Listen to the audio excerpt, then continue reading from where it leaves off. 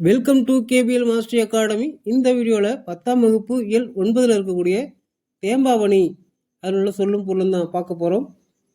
சேக்கை என்ற சொல்லின் பொருள் படுக்கை, யாக்கை என்றால் உடல், பிணித்து என்னும் சொல்லின் பொருள் கட்டி, அதாவது கட்டுதல் என்று பொருள், வாய்ந்த, பயனுள்ள, இளங்கூழ், இளம்பயிர், தயங்கி என்னும் சொல்லின் பொருள் அசைந்து, காய்ந்தேன், வருந்தினேன். கொம்பு என்றால் கிளை, அதாவது மரக்கிளையை குறிக்கும். கொம்பு என்னும் சொல்லுக்கு விலங்கினுடைய உறுப்பு, அதாவது விலங்கினுடைய கொம்பு பகுதியை குறிக்கும். கொம்பு என்றால் இசைக்கருவியும் குறிக்கும். அடுத்தது புழை. புழை என்றால் துளை, அதாவது ஹோல்ஸ், இந்த ஓட்டை பகுதியை குறிப்பது. கான் என்றால் காடு. தேம்ப, வாட, அதாவது வாடுதல், வருந்துதல், கண்ணீர் விடுதல், சோர்ந்து போதல் என்று பொருள்.